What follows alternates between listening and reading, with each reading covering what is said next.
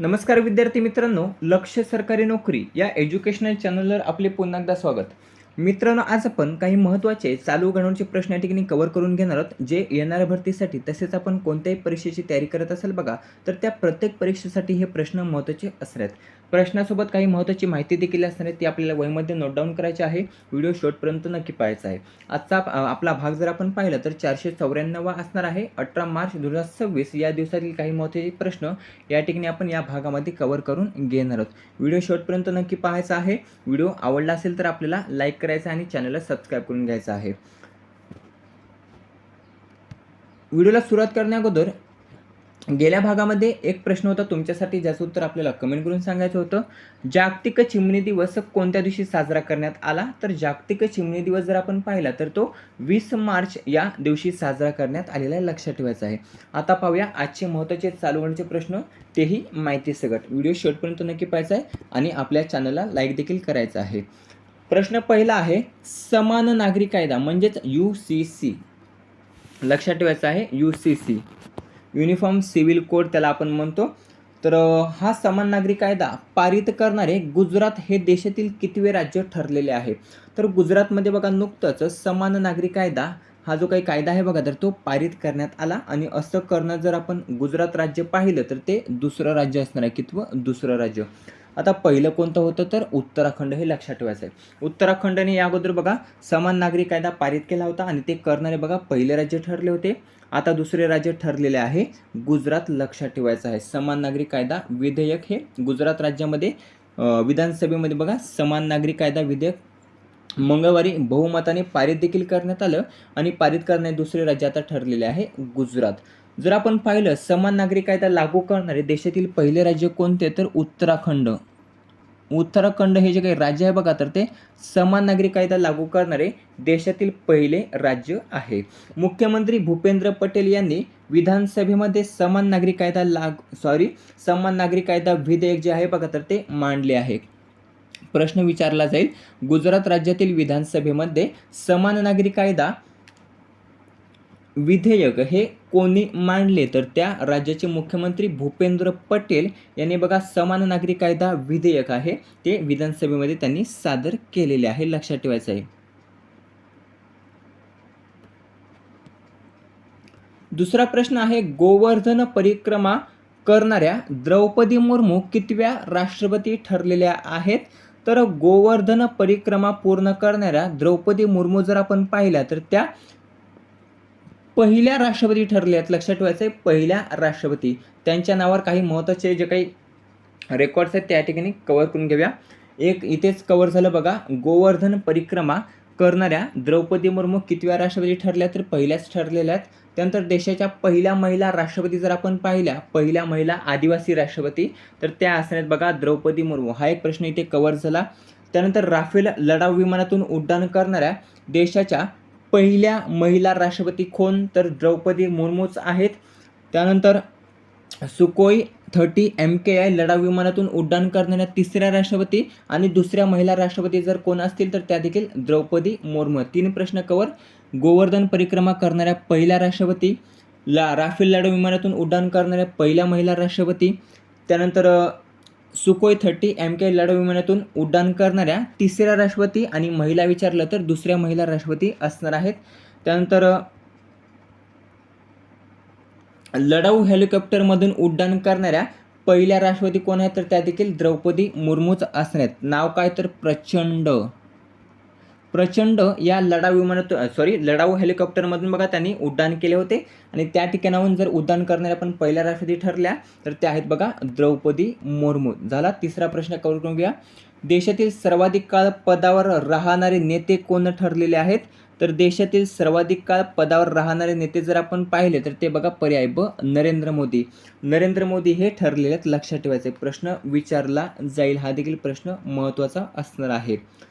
पंतप्रधान नरेंद्र मोदी यांनी 22 मार्च 2026 रोजी पवन कुमार चामलिंग यांचा विक्रम मोडलेला आहे. कोणाचा विक्रम मोडला? तर पवन कुमार चामलिंग. हे अगोदर बघा देशातील सर्वाधिक काळ पदावर राहणारे नेते होते. त्यांचा विक्रम आता नरेंद्र मोदी यांनी मोडलेला आहे.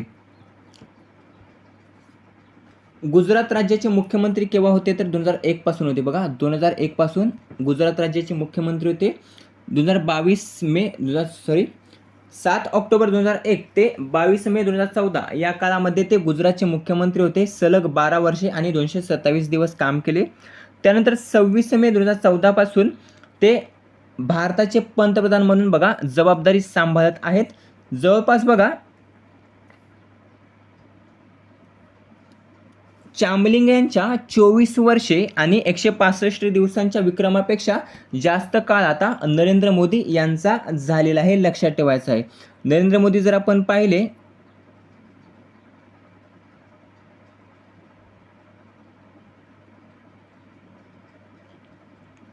तर त्यांनी आता चामलिंग जे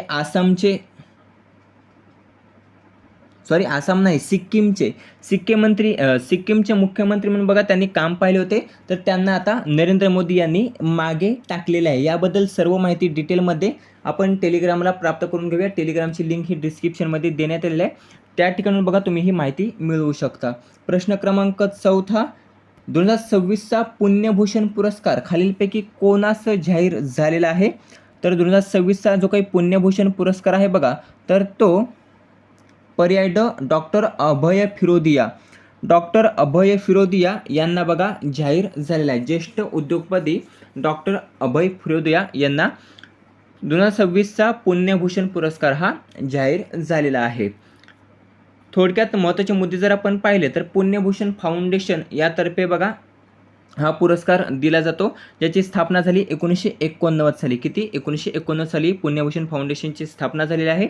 स्वरूप काय आहे? 2 लाख रुपये, स्मृतिचिन्ह, मानपत्र असं या पुरस्काराचं स्वरूप असणार आहे.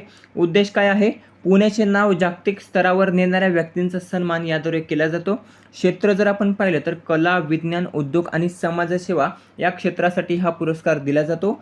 निवड समिती अध्यक्ष कोण आहेत? डॉक्टर रघुनाथ माशेलकर आहेत. घोषणा जर आपण पाहिली तर 23 मार्चला केली जाते. कशासाठी? तर भगतसिंग, सुखदेव, राजगुरू यांचा स्मृतिदिन आहे आणि त्याच दिवशी या पुरस्काराची घोषणाही केली जाते. हे झालं 2026. 2025चा जर आपण पुरस्कार पाहिला तर तो विजय केळकर यांना प्रदान करण्यात आला होता. 2025चा पुण्यभूषण पुरस्कार.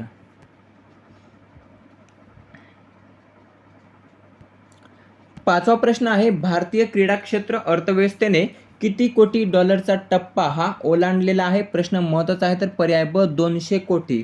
भारतीय क्रीडा क्षेत्र अर्थव्यवस्थेने बघा 200 कोटी डॉलरचा टप्पा हा ओलांडलेला आहे. भारताचे सध्याचे केंद्रीय क्रीडा मंत्री कोण आहेत? उत्तर कमेंट करून सांगा. प्रश्न क्रमांक 6 जागतिक आरोग्य संघटना यामधून बाहेर पडणारा अर्जेंटिना कितवा देश ठरलेला आहे? तर आपल्याला माहिती असेल तर पर्याय ब 2. जागतिक आरोग्य संघटना म्हणजेच WHO. तर या WHO मधून बाहेर पडणारा अर्जेंटिना जर आपण देश पाहिला तर तो 2रा देश ठरलेला आहे. पहिला देश कोणता आहे? तर अमेरिका, लक्षात ठेवायचं आहे. अमेरिका हा पहिला देश असून आता 2रा देश ठरलेला आहे अर्जेंटिना. अमेरिकेबरोबर नुकतंच जागतिक आरोग्य संघटनेमधून अर्जेंटिनाने देखील माघार घेतलेली आहे. पहिला देश अमेरिका, 2रा देश अर्जेंटिना. 17 मार्च रोजी UN सरचिटणीस अँटोनियो गुटेरेस यांना पत्र पाठवण्यात आले. अर्जेंटिना 1948 पासून बघा WHOचा सदस्य होता. USA नंतर WHO सोडणारा 2रा देश हा अर्जेंटिना ठरलेला आहे. WHO जर आपण माहिती पाहिली तर यावर एक प्रश्न विचारला जातो, त्याचं मुख्यालय जास्त वेळा विचारलं जातं. तर लक्षात ठेवायचं आहे मुख्यालय जिनेवा, स्वित्झर्लंड या ठिकाणी आहे. WHOचं स्थापना झाली होती 7 एप्रिल 1948 आणि हा जो काही 7 एप्रिल दिवस आहे बघा WHOचा स्थापना दिवस, तर तो जागतिक आरोग्य दिवस म्हणून साजरा केला जातो 7 एप्रिल, लक्षात ठेवायचा आहे. सध्या वर्तमान महासंचालक कोण आहेत? डॉक्टर टेड्रोस अधानम गॅब्रेयेसस हे WHOचे सध्याचे महासंचालक आहेत. सदस्य देश पूर्वी 194, आता अमेरिका आणि अर्जेंटिना बाहेर पडल्याने 192 देश झालेले आहेत.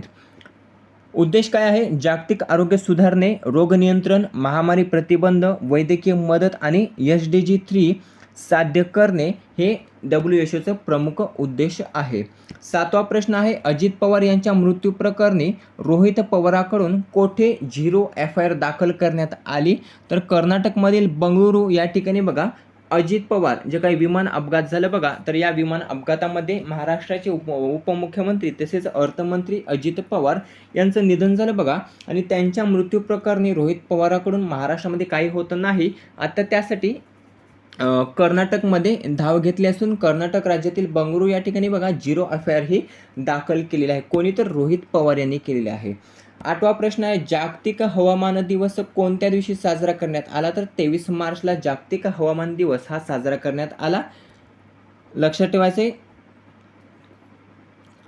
जागतिक हवामान दिवस हा कोणत्या वर्षापासून साजरा करण्यात येतो 23 मार्चला? तर 1961 सालापासून बघा दरवर्षी हवामान संघटनेच्या निर्मितीच्या स्मरणार्थ काय जागतिक हवामान संघटना ही 1961 मध्ये निर्मिती झाली आणि त्या निर्मितीच्या स्मरणार्थ दरवर्षी 23 मार्च रोजी जागतिक हवामान दिवस हा साजरा केला जातो. यावर्षीची थीम काय आहे? तर आजचे निरीक्षण उद्याचे संरक्षण ही यावर्षीची थीम असणार आहे. 9वा आणि शेवटचा प्रश्न ज्याचं उत्तर आपल्याला कमेंट करून सांगायचं आहे. प्रश्न असा आहे, 68वा महाराष्ट्र केसरी कुस्ती स्पर्धेचा विजेता कोण ठरलेला? याचं उत्तर आपल्याला जास्तीत जास्त कमेंट करून सांगायचं आहे. हे झाले आजचे महत्त्वाचे चालवणीचे प्रश्न. आता घेऊया याची रिव्हिजन म्हणजे चांगलं लक्षात राहील. प्रश्न पहिला, समान नागरी कायदा म्हणजेच UCC पारित करणारे गुजरात हे देशातील कितवे राज्य ठरले? तर दुसरे राज्य ठरलेले आहे. गोवर्धन परिक्रमा करणाऱ्या द्रौपदी मुर्मू कितव्या राष्ट्रपती ठरल्या? पहिल्या राष्ट्रपती ठरलेल्या आहेत.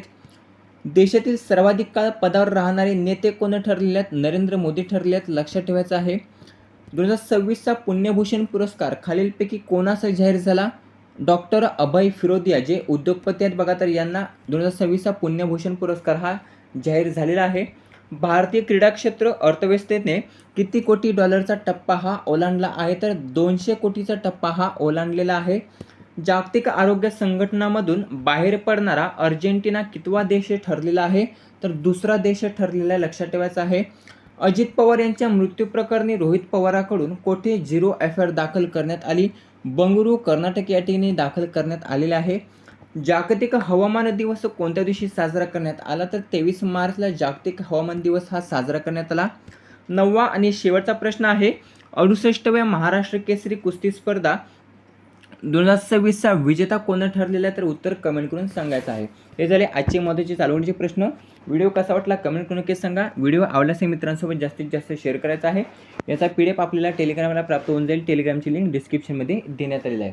भेटूया पुढील भागामध्ये. धन्यवाद.